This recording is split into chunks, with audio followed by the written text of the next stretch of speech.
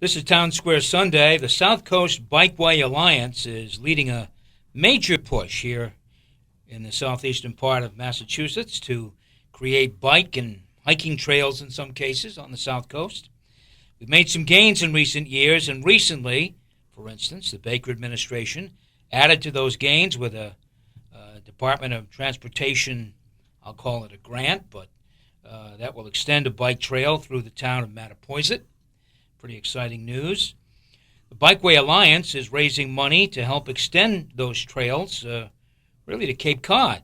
They're holding a fundraiser on August 18th called Pedal for the Path. And here to talk about the fundraiser and the Alliance are two members, Sandra Medeiros of Dartmouth and Robert Espindola, a selectman in Fairhaven. Welcome to you both. Thank you, Jim. First, let's talk a little bit about the Alliance. Sandy tried to downplay her role when we met before we started the tape, but she's the glue that holds this together, the straw that stirs the drink. I don't know any other That's very acronyms I could throw at you, Sandy, but tell us how this organization started. Well, I'd like to think Bob could answer this question better. He is the president of the South Coast Bikeway.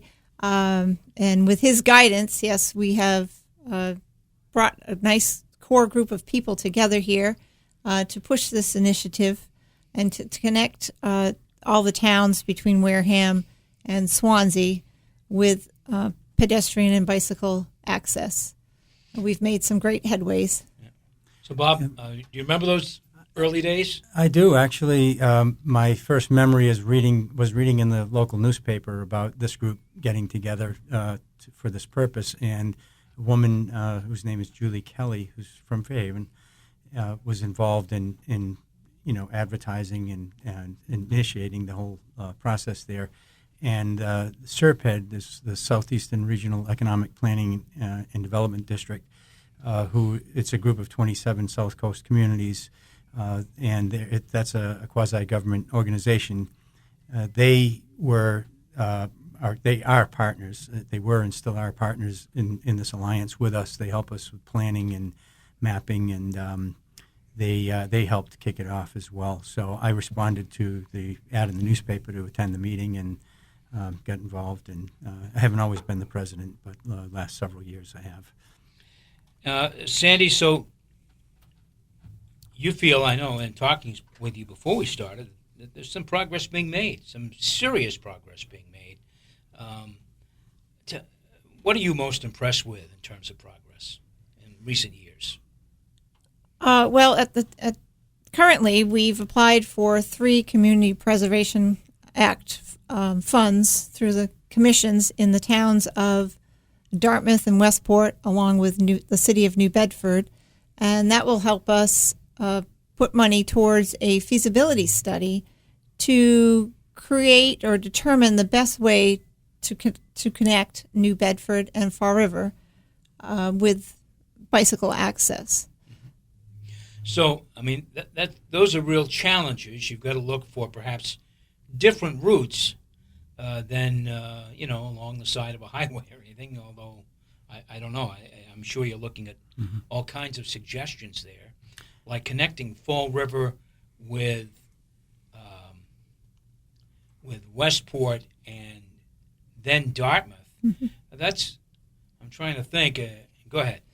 Westport CPC also applied and was awarded funds, and they're hoping to extend their Kekishan River Trail to the Westport border in the near future. Fall River. From Fall River to the Westport border in the near future. And then we hoped with these with the feasibility study, we do have 5 contiguous pieces of property in the north of Dartmouth, north of 195, that could create a scenic greenway, starting at the north end of New Bedford and going by the New Bedford Water Reservoir at High Hill, and then continuing through some Dartmouth conservation, preservation, and recreation fields, as well as Dartmouth Natural Resource Trust. That's all being looked into and will be considered with the feasibility study.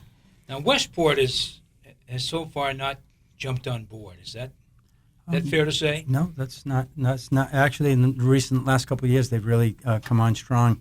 They've developed a Bikeway committee, and we have two members on the South Coast Bikeway Alliance, Gail Rodrigues and Keith McDonald, who've been very instrumental in getting the CPC grant that Sandra had mentioned, and also are very actively involved in trying to plan for this route that we're talking about. So they've it was just a recent development in the last couple of years, and Keith is also involved in a state mass pedestrian and biking organization that meets with quite a group of people that do regional planning. So he's been very helpful. So it is realistic then to think that we can connect the Rhode Island line to Cape Cod by bike. Yes, and I believe today might be the last day for public comment for the proposal in Marion. Their phase 1 section of their extension of the path. They had a public hearing last week, so that is looking promising and going forth. By 2023, we hope to bring that back to 2022. Sounds like a long way away, but it really isn't. So they're going to gather all the information from the public comment period and then propose things for the next public hearing. So how committed is the Baker administration to this project? I'm sure they're somewhat committed because came up with the money from Mattapoisett, and they've been interested in this project. Well, I would say that this round that they had, the funding that they just we were unfortunately not awarded the grant that we applied for, but it was extremely competitive, and they awarded a lot of money. So their support is clear in the amount of money that is being dedicated to these bike and pedestrian facilities across the state. Our area was not. We feel like we could have done better in terms of our take on that total. Our percentages. New Bedford received something in this latest round, but we feel like we had some really strong proposals, and we continue to feel that we'll be back again next round to try again. We feel like there are a lot of good things going on connectivity-wise in our area. And where can people go to learn more about the Alliance before we go onto your fundraiser? But where can people go? The best place would be our southcoastbikeway.com website or our Facebook page. We try to keep both current. We have pages for each town and what is happening in each town. I might add that the New Bedford funds will help extend Mayor Mitchell's Blue Lane in New Bedford, which will run alongside the water. And it's a good project in that it will offer equitable transportation opportunities for those who work along the waterfront and to connect to their work and home spaces affordably and conveniently. And Mitchell's a backer of this project. Obviously, he's plugging away. Yes, he's been supportive, and his advocacy for the Harbor Walk trails, which along the hurricane barrier, he was instrumental in bringing those federal funds. Very significant project there, and that's we like to think that any of these projects, even if they're not directly on the pathway that we're looking at, the more of these types of infrastructure that are built, the more people will want to use them and then connect to a route that would be straight through. Those Harbor Walk construction on the dike, just terrific. It's beautiful. You can't go up there and not really be taken aback a little bit by the view and all of it. You're listening to Townsquare Sunday. My guest, Selectman Robert Espandola of Fairhaven and Sandra Medeiros of Dartmouth, both are members of the South Coast Bikeway Alliance. Mr. Espandola is president. Correct. Current president. Your fundraiser is called Pedal for the Path. It's been going on now. This is year 2. It is. Tell us about year 1. How did that go, Sandy or Bob? Year one was quite a success. We pulled it together in about 7 weeks, miraculously. We had 65 happy riders who rode from creamery to creamery. We modeled it after our friends over in Mattapoisett who do their annual Tour de Creme. So with their blessing, we did the Pedal for the Path in the fall, and we're back to do it again. We had 65 riders last year, and we're hoping to double that number this year. I've added shorter routes, ride lengths, 12 and 20 miles, to give those who have never done a group ride an opportunity to check it out in a safe, fun environment, and have some good ice cream treats and a donut along the way. Can't beat it. Quite a diverse group of people, and really great comments at the end. And people came from quite a distance. We had people from Western Mass, north of Boston, I think in New Hampshire, if I'm not mistaken. So we're hoping to reach out to more people, further away as well. Now, the money that is raised, I'm sure you don't raise a tremendous sum of money, but with 130 riders, it'd be okay. And there are expenses, of course, but what are you going to use that money for? I'm assuming it's for planning purposes and coming up with some of these proposals that Bob mentioned earlier.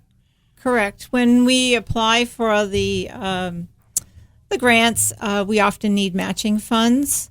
Going forward, it's good to show that we are able to raise funds on our own to contribute, not just ask for handouts and contributions in that manner. So we were successful the first year, and yes, we do hope to raise some more this year. We were fortunate this year to get some sponsors. So Chase Farm Veterinary Hospital is our largest sponsor, and we have PAR Corporation, Dartmouth Rotary, Not Your Average Joe's, and the Black Whale Restaurants, and Yesteryear. Yesteryear will also provide on-the-road support for all our bicyclists. So that's reassuring to someone who may not have tried this before. Right. So this is really, you mentioned it really, Sandy, but this is 3 races in one. This is 3 distances. Well, I need to clarify that this is not a race, Right. Although some of the 57-milers treat it that way. They can't get to the finish fast enough, but it is a fun ride, and you go at your own pace, and it will be supported. You certainly want to slow down enough to have an ice cream cone. That's the highlight. That's for sure. So, but there are 3 distances, 12, 20, and 57. Correct. So this starts at the Dartmouth YMCA. Yes, all 3 routes start and stop at the Dartmouth YMCA. The 57-mile route goes east through Pagneham down to the tip of the Fort Tabor in New Bedford, heads on to the Fairhaven and Mattapoisett bike paths, which are beautiful, and then goes across Route 6 into Acushnet Freetown. We'll stop at Annie's Ice Cream along the way and Acushnet Creamery downtown at Pier 3. And then they'll circle back through Westport and head up at the head of Westport River for a donut by Headtown Country Store. If you haven't had Rory's Donuts, it's worth a trip. And then they'll work their way back to the YMCA. The shorter routes stay in the shortest route, the 12 miles, stays in Dartmouth, and we'll visit Dockside, Acushnet Creamery's Dockside location in Pagneham before heading to Little River Road and back. And one other sponsor I failed to mention was Alderbrook Farm. They're going to also offer ice cream on their farmland. Very good. So, you need volunteers. You can put out the call today. Yes, we do, and they can sign up on our website. There's a special Pedal for the Path tab, which has all the details about the ride, but also has a volunteer tab. We are looking for people just to stand alongside the road at critical points and just cheer the riders on and point them in the right direction. There's a list of things they could do, and they'll see that all on the website.